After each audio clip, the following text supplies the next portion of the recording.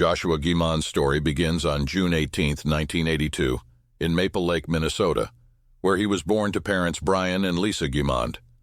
Growing up as an only child, Joshua grew into a bright and determined individual with a passion for outdoor activities like ice fishing and hunting, often enjoying these pursuits with his father. His strong sense of responsibility and commitment made him well-liked among his peers. A standout student, Joshua was not only the valedictorian but also the class president of the Maple Lake High School class of 2000. His academic journey continued at the College of St. Benedict and St. John's University, a Catholic institution in Collegeville, Minnesota, commonly known as St. John's University. Nestled in 2,500 acres of woods and lakes, St. John's provided a scenic backdrop for Joshua's pursuit of a political science major. In November 2002, at the age of 20, Joshua was a junior residing in a room at the St. Maur dormitory building on campus. Standing at approximately 6 feet tall, weighing 176 pounds and possessing blonde hair and blue eyes, he was a distinctive presence on campus. However, during the fall semester of 2002, a cloud of unease hung over the area due to a series of attacks, attempted abductions, and stalkings targeting male college students. Joshua Guimond's life would soon become entwined with this unsettling backdrop, leading to a mystery that continues to captivate those seeking answers. On the night of November 9, 2002, Joshua Guimond had been occupied writing a history paper in his room at St. Maur. At 11:06 p.m., he left his room, heading north to attend a party at the Mettencourt dormitory building. Strangely, he ventured out without his wallet, glasses, coat, car keys, or the case for his contact lenses. Upon reaching Mettencourt, he joined a gathering where he engaged in drinking and poker. Around 11:45 p.m., Joshua abruptly left the party without providing any explanation. Although he had hinted at having somewhere else to be, his departure was unexpected. Notably, he was last seen wearing blue jeans and a gray St. John's sweatshirt, attire ill-suited for prolonged exposure to the snow, which was abundant in Minnesota, especially at this time of the year. The brief journey between Mettencourt and St. Maur, approximately 3 minutes by foot, involved Stumpf Lake, and the most straightforward route featured a bridge spanning the lake. 2 witnesses reported seeing Joshua walking on the lake bridge between 12:15 a.m. and 12:30 a.m. What happened afterward remains unknown. There is uncertainty about whether Joshua returned to St. Maur, and there was no activity on his credit card after his departure.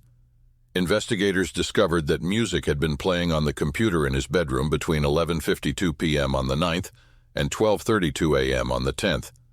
Intriguingly, some songs had been skipped, suggesting that someone physically operated the computer during that time.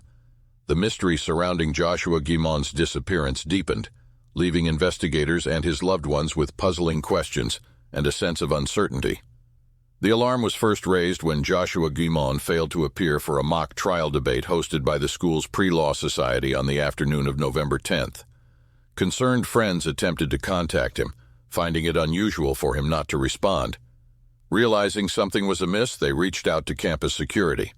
Upon investigation, it was discovered that Joshua's car was still on campus, further intensifying worries about his disappearance. The St. Maur dormitory where Joshua resided became a focal point of concern. The case was taken up by the Stearns County Sheriff's Office, with Sheriff Steve Soika leading the efforts. The investigation drew collaboration from various entities, including the FBI, the Minnesota National Guard, and local volunteers who tirelessly searched the expansive premises of the St. John's campus. The investigation into Joshua Guimond's disappearance took a puzzling turn, as detailed scrutiny uncovered inconsistencies in the timeline of events surrounding that fateful night. Notably, Joshua's roommate, Nick Hajdukovic, emerged as a focal point due to disparities in his account. Rumors of a disagreement between Nick and Joshua added a layer of suspicion, especially as it was revealed that Nick and Katie Benson, Joshua's ex-girlfriend of 4.5 years, were reportedly in a relationship. On the night Joshua vanished, both Nick and Katie were together. Nick, who was a friend of Joshua and co-captain of the mock trial team with him, provided authorities with his version of events. He claimed to have had brunch with Joshua on November 9th, seeing him again at 6:30 p.m. before going to Katie's place. Upon returning at 2 a.m., Joshua was nowhere to be found. However, another roommate reported hearing an argument between Joshua and Nick about Katie that night, with the exact timing unclear. Further scrutiny of Nick's timeline raised additional questions. He told the police he left Katie's place at 2:30 a.m., but his dorm keycard showed it was used to access the dorms at 2:42 a.m. Katie mentioned that she left her home between 1 and 1:30 a.m., leaving unaccounted time in Nick's story, as the drive back to St. John's University from Katie's place was only about a 10-minute drive. It's worth noting that Katie's recollection of the time Nick left might be subject to error. Despite these discrepancies, Katie stated that she didn't believe Nick had any involvement in Joshua's disappearance. The fact that Nick declined to take a polygraph examination has been highlighted by some as a potential sign of guilt. However, it's essential to consider that such a decision doesn't necessarily imply guilt, as individuals may avoid polygraph tests for various reasons, including legal concerns. Joshua Guimond's disappearance occurred within a troubling context, marked by 3 other missing persons cases in the preceding 10 days. Erica Dahlquist, a telemarketer, had disappeared on October 30th from a bar in northwest Minneapolis, known to be frequented by college students. Christopher Jenkins, a University of Minnesota student, went missing after visiting a bar in Minneapolis on October 31st, and Michael Knoll, a University of Wisconsin-Eau Claire student, disappeared on November 6th after visiting a bar in Albert Lea, Minnesota. The families of the 4 missing individuals, as well as investigators, suspected a potential link between the cases, drawing attention to Guimond's disappearance. Search efforts were intensified, utilizing K9 units to aid in the search. One of the dogs tracked Guimond's scent to Stumpf Lake. Investigators theorized that he might have fallen into the lake that night, possibly drowning, especially considering the influence of alcohol. In February 2003, Christopher Jenkins's body was discovered in the Mississippi River. In March 2003, Michael Knoll's body was found in a lake near Rochester, Minnesota. The recovery of these bodies added weight to the theory that Guimond might have been pushed into the lake, suggesting the possibility of a serial killer. Despite the deaths initially being labeled as accidental drownings, Jenkins's case was later reclassified as a homicide in 2006. Tragically, Erica Dahlquist's body was found in a shallow grave in 2004 on the property of her convicted murderer, William Myers.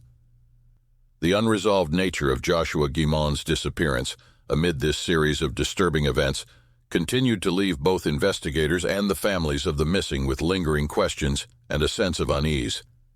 The search for Joshua Guimond began at Stumpf Lake in November 2002, but his body was never found despite multiple searches.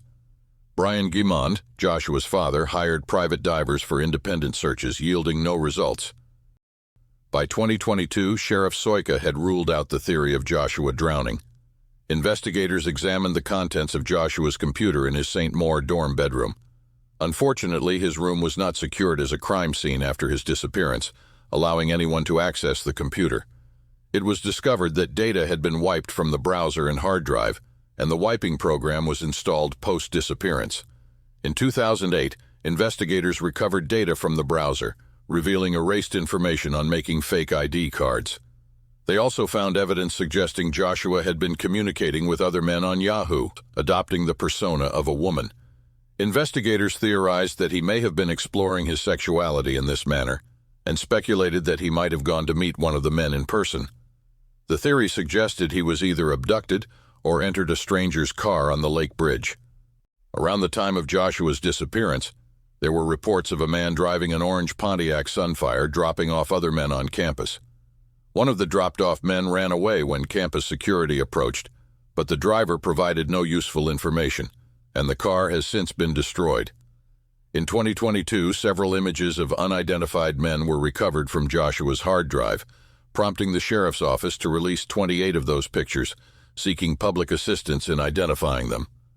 At the time of Joshua's disappearance, there was a scandal involving sexual abuse allegedly committed by Christian monks, primarily associated with the St. John's Abbey Monastery connected to the campus. Some monks also resided in the buildings of Metten Court and St. Maur.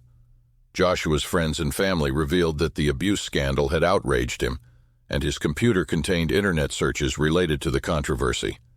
Intriguingly, a dog tracked Joshua's scent to the Abbey, adding another layer of complexity to the investigation. The mysterious circumstances surrounding Joshua Guimond's disappearance persisted, leaving investigators and loved ones grappling with unanswered questions and unresolved leads. In 2022, just before the 20th anniversary of Joshua's disappearance, there was a resurgence of interest in the case. This renewed attention was sparked by a podcast dedicated to the disappearance called Simply Vanished, and an episode featuring Joshua Guimond in the 16th season of the Netflix series Unsolved Mysteries. Notably, the Stearns County Sheriff's Office actively participated in the production of the Unsolved Mysteries episode, leading to a significant influx of new tips related to the case. This renewed public interest provided a glimmer of hope for potential breakthroughs and further investigation into the mysterious disappearance of Joshua Guimond. As we reflect on the perplexing and deeply troubling case of Joshua Guimond, his disappearance remains a haunting mystery that has left investigators and loved ones grappling with unanswered questions for more than 2 decades.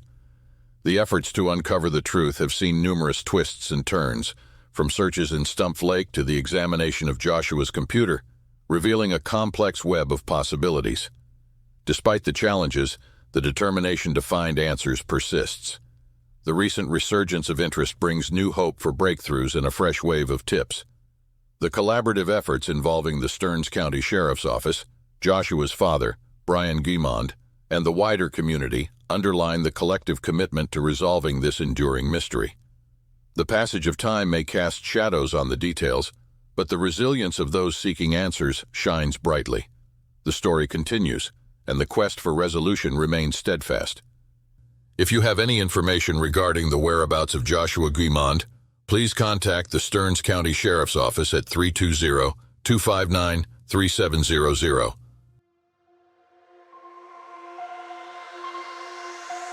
Thank you for joining us for another episode of Fireside Unsolved. If you haven't already, please like and subscribe to help the channel grow. Until next time, take it easy and be easy, you filthy bastards.